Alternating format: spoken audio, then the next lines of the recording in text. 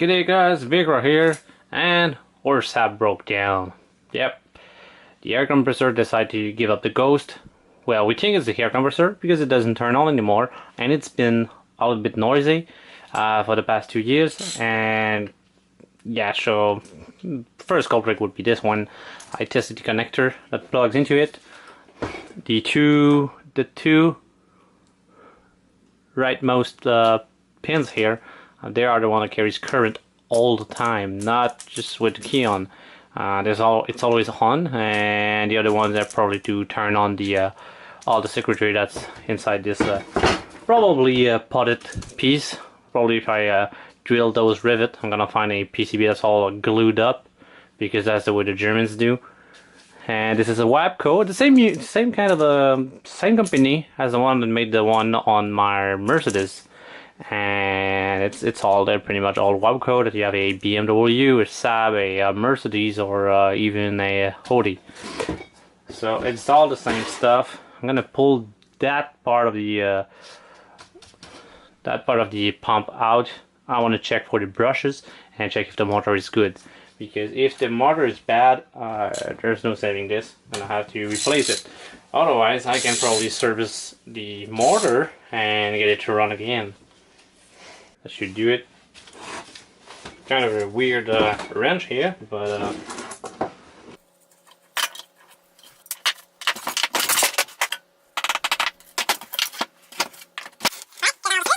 it would be nice if I can pull that out. Yep, that's the case. There we go. There's quite a lot of dust and crap in there. Also removed the cap here, which is the valve before the dryer. This is supposed to be a dryer, we'll see. But yeah, there's a little valve and a spring, and this is what the O-ring looks like. It's supposed to be an oval, and it rusted and corroded so much it ruined the seals.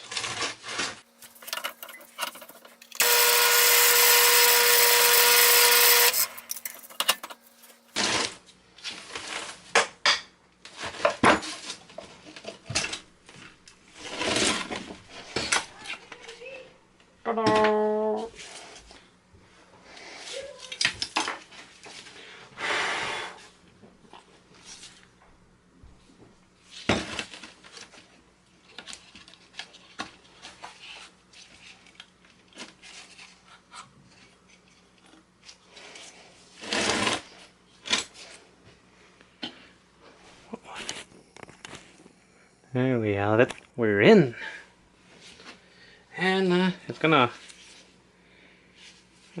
Yeah, you see, it's all potted in there. Over that goop the Germans like to use. The little relay here. There's a connector there for the motor, and you got 3 solenoids. So you got these 2, and you also have the other one for the inflator, because there's a hose and a cubby hole, and you pull it out, you can inflate the tire. It's a real nice feature, but that board in there is probably our problem. So yeah, this is the dryer. It's seen better days. Let's be honest. Probably need to be refurbished. But what we want to do is power up the motor and see if it builds pressure. If it builds pressure, I can jerry rig something. You know what I am.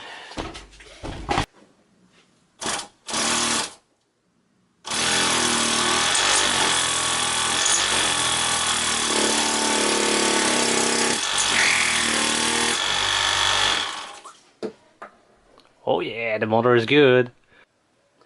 So, our air compressor is good, but the circuitry to control it is not the same. On the, I've seen this part, you see, look at the part number, you can tell Look, you can tell it's German.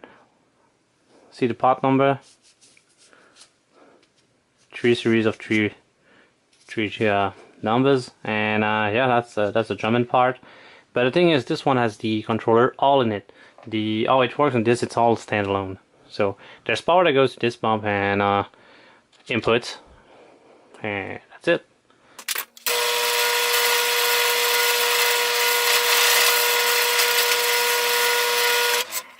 I got the connectors that go to both left and right side solenoid, and look at them. They got little SAAB symbol. That's pretty cool.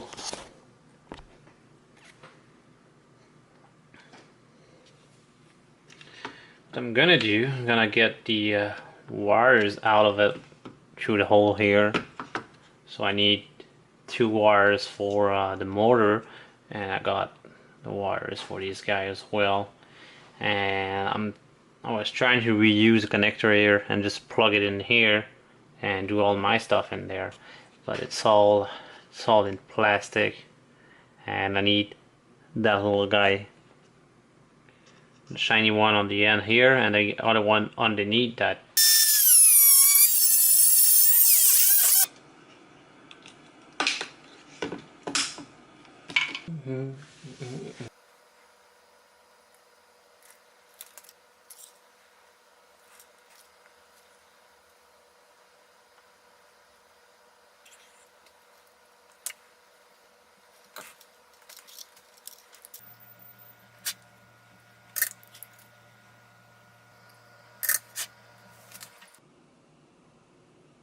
So there it is. I'm gonna solidify the connections here, and from there I'm gonna reassemble this. I gotta put back the little pellets in there. I'm gonna put them in the oven and a little bake for a while, as they're gonna turn back to normal, which they're usually blue, and when they absorb moisture, they turn kind of a pink red color. So I'm gonna dry these up, put them back in there, and put the C-clip there. There's a clip that goes in there, and I'm not gonna use the third solenoid, because the third one is for the inflating pump, for filling up your tires. It's kind of it's a really nice feature. I gotta hand that to them for that feature, which is not in all the SAAB's 97X. The younger models, they got rid of the feature, or they don't have it. But this year's has it. It's pretty cool. So yeah, then we just shove everything back in there. I'm gonna need a solid ground connection here. I cut it because I tried something else and it didn't work out because it was a pain to reassemble. And I got my 2 little guys here, and I got my relay. And once that is done, all I gotta do is put 3 switches and how many diodes? 3 switches in. Anyways, a bunch of diodes. Get this one. Nope.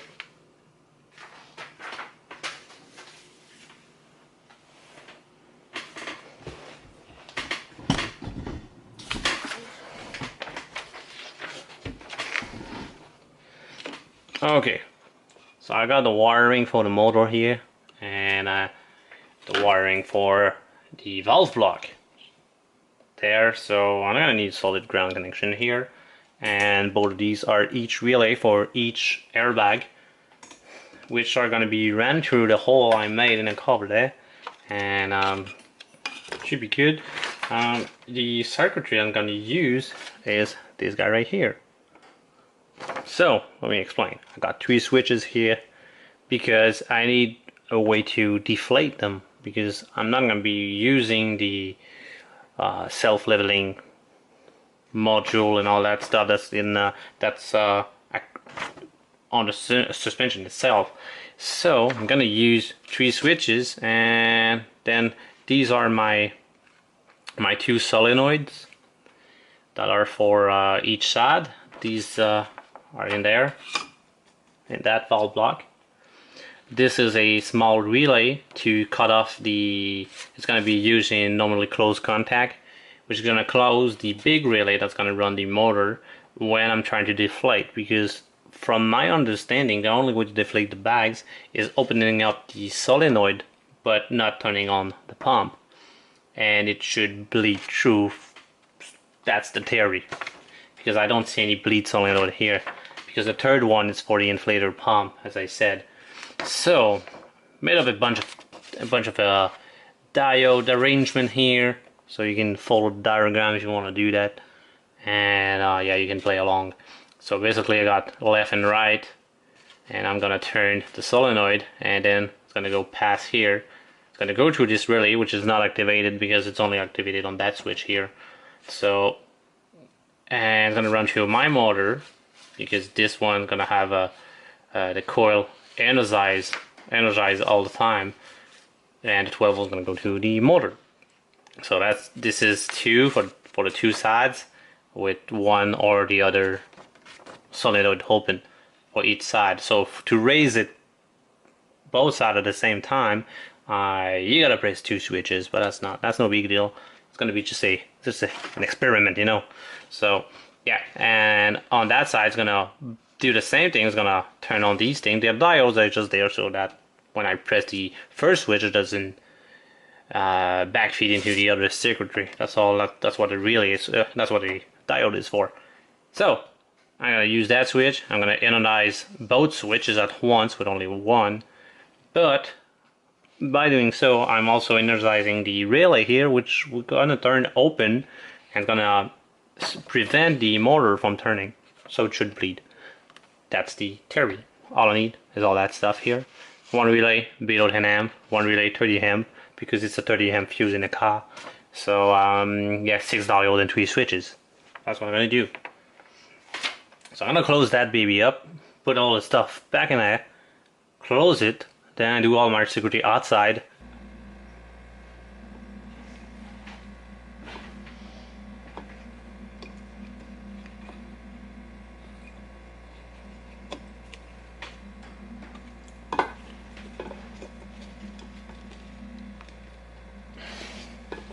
Oh yeah, it's closed now.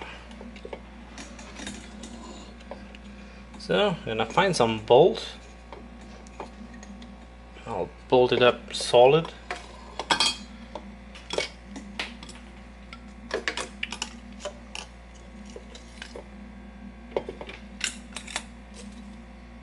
There we go. And then all I have to do is plug all these wires together.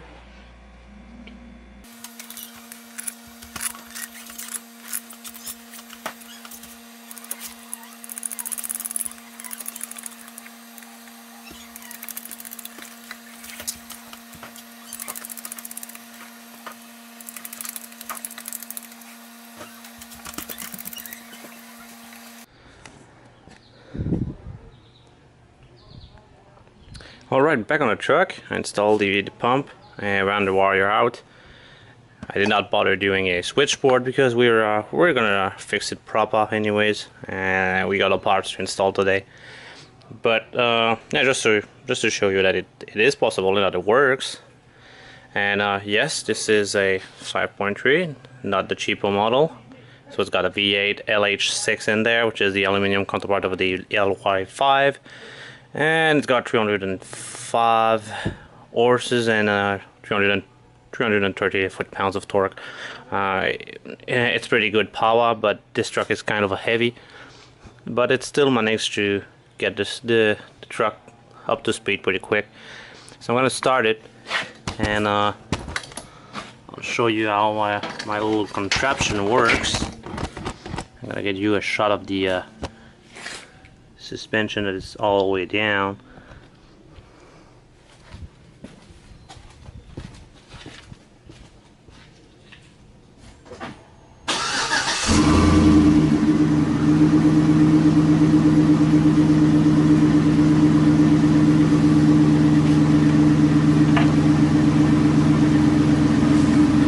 So I got my wires here. This is the motor of the compressor with a relay. This is the power I need, and these are my two sides. So what I do, I'm gonna raise both sides at once, so I'm just gonna short all the wires together. It's crude, but it'll give me enough height to get a jack underneath the frame, because right now it's too low to get onto my blue jack there.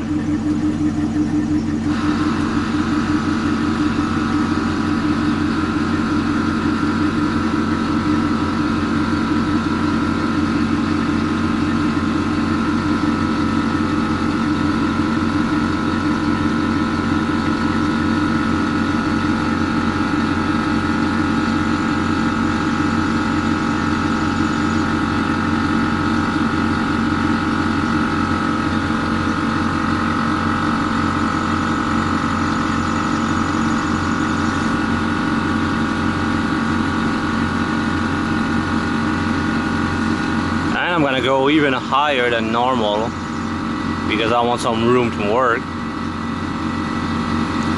Or just gonna blow up. Either way, I don't mind.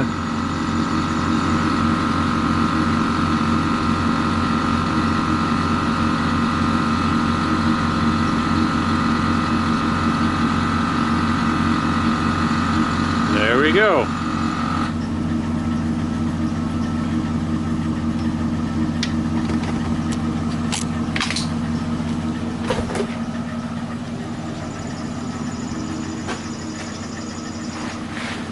Now it's way up into the air,